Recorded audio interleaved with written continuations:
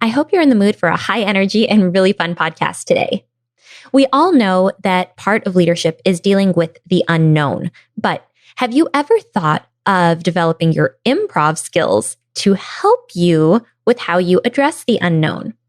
Today's guest, Erin Diehl, has done improv for years, and now she teaches it as a business skill. I can't wait for you to hear her tips and share a few laughs in today's episode.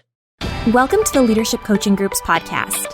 I'm your host, Liz Howard, an entrepreneur, author, and executive leadership coach. This is where I introduce you to the top experts that discuss the burning topics that leaders at all levels need to know about. My goal is to help you become a leader that you are confident others will want to follow. So, subscribe to the show, listen in weekly, and watch your confidence as a leader grow. Hi, Erin. Welcome to the podcast. Hello, Liz. Thank you so much for having me. I'm excited for this one. I know I say that a lot because I'm an excited person, but I think this is going to be really a fun podcast. Well, I think you have the right to be excited. I'm also excited. I feel like you and I were just chatting before the show started, and I feel like I already said this, but we're sisters with little misters, and I just feel like I have a cup of coffee. It could be wine, but let's do it. Let's have some fun. Absolutely. Yeah, we'll do the wine cast for the next episode. How about? Yes. Yes, I'm totally on board for that. So you have this really fun approach to the work that you do. Outside of your bio, can you just let the listeners know who Erin is and what it is that you specialize in? So my name is Erin Diehl, and I'm the founder of Improve It. But we use improvisational comedy to train on those soft skills. So it's things like team building, presentation skills, leadership. So let's talk about improv, because that, like I definitely have pictures of like some of the great comedians on a stage doing things. So what made improv kind of be your shtick and your approach to learning and developing new skills? Because I think that sounds really fun. At the time that I got really involved with improv, I was in business development at a recruiting firm. It just helped me in so many ways. And I was falling in love with the art form as I was developing myself professionally. And I just saw everything on stage spill into my professional life. And I just saw that connection immediately. And I thought, you know what? Play is what makes me the most excited. And it's almost like by doing the work that I think helps people get outside of their comfort zones, they're letting down a guard, if you will. And when that guard or that mask is taken off, funny, I brought up masks, but when that mask, because it's COVID, but when that mask is removed, but wear a mask. But when the mask is removed, that's when we think the real learning happens, and people stop thinking and judging themselves, and they just start doing. And that's when I think you can really, it sounds mean, trick people into learning. And that's sort of the journey of how improv came to be in my Improve It came to be, I should say. And I don't think it's mean, honestly. And I actually want to backtrack onto something that you said, but sometimes a problem that I've seen in my own life, but certainly working as a coach, is we can get in our own ways, right? We create these barriers in our brains, and like we just make a mountain out of a molehill really, really quickly. So sometimes it does help to be, have that little surprise factor to look at things from a different perspective. And I think that's kind of what you're talking about. So, and one of the things that you said earlier, and I've actually done some of the improv for business things in the past, and you brought up something that I thought was a really fun exercise. If it's the same, you said that there's this concept of yes and. Could you unpack that a little bit? Is it the yes and instead of yes but? Oh, girl, you got it. Yes, Liz. Yes and. So it's yes and is magical. It is, first of all, on stage. It's a philosophy that we use to move scenes forward. So if you and I were on stage together, and I love that you've done improv before, but I was like, Liz, I came to you and we just started a scene, and I'm like, doctor, I just broke my arm. And you're like, no, I'm not a doctor. I'm a plumber. And I'm like, no, you're a doctor. Please help my arm. And so essentially, if you negated me in that scene, I have nowhere to go, right? So then if I did the same scene and I said, help me, doctor, I broke my arm. And you're like, okay, hold on, let me get the gauze. I'm going to wrap it up. I'm going to give you a stent. And you just keep going with it. That's yes and. And you're not even using the words yes and. So a lot of times people hear this rule and they're like, do I have to say yes and? And that's absolutely not the case. It doesn't even mean that you have to agree with what's being said, but you just don't negate it. So in business, how we use that is to fuel teams and to spark generation of ideas. So instead of, if you're my manager and I go to you as my manager and say, Liz, I got this great idea for a project, or let's not say a project, a party, because a party is more fun than a project. And you're like, no, Erin, we don't have budget. It's 2020. Budgets are cut / left, right. And I'm like, okay. And I'm like, but I came up with some really great, kind of cheap ideas. And you're like, no, I'm probably not going to come back to you with more ideas because I felt shut down. But if the opposite was happening and you yes-anded me without really using the words yes and you said, oh, Erin, great. I don't have time this week, but if you can look at my calendar and put some time on it for next week, let's take 30 minutes and just hear your ideas. What you've done is yes-anded me and you've allowed me to feel heard. And you may take that meeting with me and you may not ever take one of my ideas and implement them, but you've given me that space to feel like I can bring ideas to the table, which is going to empower me, which is going to make me want to come up with more ideas, which essentially is going to make productivity happen for everyone on the team and for the organization. And we all know what that happens when productivity rises. That's when organizations thrive. Yeah. So let me kind of reflect some of this back to you, because I think that what I heard that really is important to me from, just being a basic observer of humanity is that sometimes we have a tendency to say, this is one way of doing things. And then it becomes so formulaic that, you feel like someone's trying to dupe you, right? So if it's like you're having a hard conversation and some boss person comes in and they're like, yes, and I don't think that quite works, but yes, and, and they're like plugging these keywords in because they think they're quote unquote supposed to. They kind of miss the whole like greater concept of we're trying to open up communication. We're trying to, allow people the opportunity to be heard. Like, I think that's sort of the heart and soul. And so I like that approach of like, you don't necessarily have to use like two words, but you do want to adopt like a bigger concept of what you're trying to accomplish and then plug that into your business world. Is that right?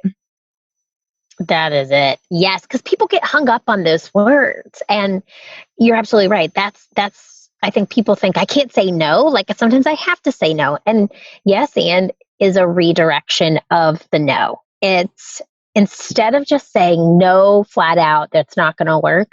How about saying, hey, thanks for bringing that idea to the table. You know what? Our budgets are cut right now. But I still want to hear what you've come up with. So let's chat. And if things change, we can implement it. So it's a philosophy versus getting hung up on the two words, which I totally hear you on that formulaic piece. That is true. And people still get hung up on it, but it's a philosophy that if you can understand that full meaning behind it is so powerful. So let me throw a little curveball at you here, because I think that there's a tendency, right, to have that negativity confirmation bias where we just decide that, well, Erin can do that because she had all of this training for improv. So her brain is hardwired in a way that's different from everybody else, right? Like we'll come up with these excuses, like, of course it could be great for you. Or, someone might say, I don't have the gift of gab. I'm not fast on my feet verbally. And, so there's no way this could work for me. It's great that it works for other people. How can the concepts of improv actually work for anyone, or can they? Yeah, it's a great question. So I think that if you look at improv as a whole, it's all about inclusivity. And it's all about making people feel heard. It's working together. It's teamwork. And if you're like listening to this and you think she's just a positive person, well, that is true. But I think that if you have never done improv before and this all seems super foreign, then think about something that you've done in your life that has been hard. and then think about how you've overcame it. Because we've all done, like Glennon Doyle says, we can do hard things. We have all done something hard in our lives and overcame it. And then when you look back later, they always say, teach from your scars, not from your wounds. When you look at your wound, or you look at what that tragedy or hard thing you had to come through, you came through it on the other side. So you don't have to have improv training to try to find silver lining in things that are hard, improv or not. There's ways to look at what's happening right now and see how when you get out of this, there's a clarity moment for you, what you've learned, and then take that with you on your next journey. So I hope that answers your question. It does. So is there a way that we can add a little bit of improvisational comedy into our toolkits, even if we don't have experience? I mean, some of us might think we're hilarious, but maybe we don't have any formal experience of, being on a stage or having the, formal training. So is there any way that we can maybe borrow a little tip or trick? You already said no to the knock knock jokes, but is there something that we can kind of cherry pick and put into our toolkit and pull out if we need it? Yes, I love it. Well, I want to say this. We are all improvisers. And I say this to everyone who was like me and had the fear factor of when you hear the word improv, it makes you get the ick and you get the sweaty armpits. I mean, this right now is improvising. We're coming up with things on the spot. I think when it gets that label of improv to it, when we say, oh my gosh, I have to think of something quickly, we freeze. And so my biggest tip is, if you can pretend that every single person that you meet has a sign around their neck that says, make me feel important. This is not necessarily improv. It's more of a life philosophy, but it leads into improv. If you can look at every conversation, every interaction with a colleague, with your family, whoever it may be, as though that person is the most important person in the room, and your eyes are locked on them, if you're on Zoom or in person, wherever you are, and you are present in that moment, the improv, the quick thinking, the ability to come up with things rapidly will naturally come, because you're so focused on that person that nothing else matters. And so if you allow yourself to take in the audience, so to speak, which is what happens on stage, if we focus on the audience, we take ourselves out of the scene, we get out of our heads, or get in our heads is what I should say. We get in our heads and out of the scene. If you can just focus on the person that you're directly talking to, make them feel important, that is the biggest lesson in improv, is being fully present and listening to add to what they're saying. And it will come naturally, because like you said, there's just no knock knock jokes aren't funny on stage. The funny in improvisational comedy is the truth in the comedy, when we are fully listening and we are adapting to what the person said to build something together, to build a great scene together. And that's just the philosophy of life, is if you can really make people feel important, then you can really understand, empathize, listen, and together you can have a great conversation that could change an organization. It could change your community. It could change the world. I really believe that. It sounds really cliche, but if I truly believe, Liz, if everyone took an improv class, the world would be different. So I'm trying to picture long-winded. No. I'm trying to picture what it would feel like. I mean, I applaud you because I think it's so awesome that you pursued this thing and you got through the ick feeling, as you call it, and, did all that and you're able to thrive and form a business around this. I'm just thinking what would it feel like to be on a stage and the lights feel hot and you have people staring at you and you're just describing being in the moment and listening. I'm guessing you've learned a little bit about how to listen effectively, which I think is a skill that most of us do not have very well developed, even though we might think we do. Can you tell me anything that you've learned about how to listen in a high pressure, at least highly visible kind of situation? Do you have any listening lessons? Yes, I do. Okay. So we do this one activity. I'm going to give you a fun spoiler activity here. So it's called last word response. And literally it's if you and I are partners in this activity, hypothetically, I'm doing air quotes, I would say a sentence, and the last word of my sentence would be the first word of your sentence. So I just ended with the word sentence. So then you would have to start anything with the word sentence. So you could say, sentences make conversations great. And I would say, great conversations make me happy. And then you would say, happy is the feeling I feel when I look at my son, or whatever it is. And so we would just keep listening to the end of each other's sentences to make that our first word. And the lesson in that is that instead of listening, and I have so many listening activities because I truly believe it's the most important piece of communication. If you can listen to the end and fully listen to the end of somebody's sentence, literally, you will be present in that moment. And like you said, the lights are on, they're on stage, you're with that scene partner. Oh man, it's sweaty, right? I get sweaty still doing it. Like, it still scares me a little. But if I'm fully listening and I'm not thinking about the audience, I'm not thinking about my next move, I'm not taking myself away from what they're saying, then I'm able to very honestly respond. And that listening technique is truly, when I told you I started really going deep into my improv training and doing business development, I was a sucky listener, like sucky. I don't know if I can say that on this podcast, but I sucked. And I truly learned how to empathetically listen to understand what someone is saying versus respond with my own idea. So if there's one lesson I can just say for people to put into their tool belts from improv, it's really try to focus on the end of what somebody is saying. So you can just listen till the very end of their sentence to make sure that you are fully giving them your attention. Erin, as we're getting kind of close to time and you have so many just awesome nuggets of wisdom, but I'm going to ask you to share one more. If you had just one piece of advice to offer to someone who was just brand new, promoted to a leader, what would it be? Really listen to the people that are reporting into you.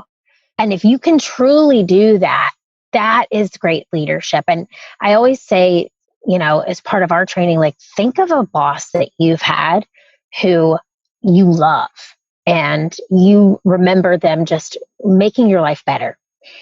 And then ask yourself, did they listen to you? Did they make you feel heard? And if the answer is yes, which I'm sure it is, that's the type of leader that you want to emulate and be. So really focus in on listening to the people that are reporting into you.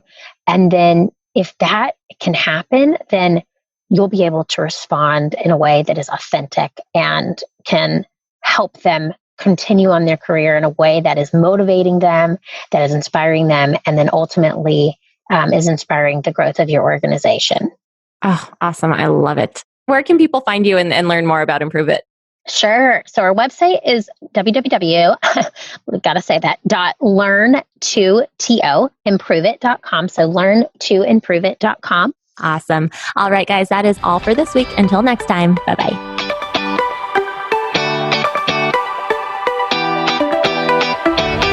Hey guys, if you're getting anything out of this show, please head on over to iTunes and leave us a review. I read every single one, and honestly, your feedback is single-handedly what keeps this show going. So go to iTunes and let us know you're listening. Thank you so much for being a part of our community.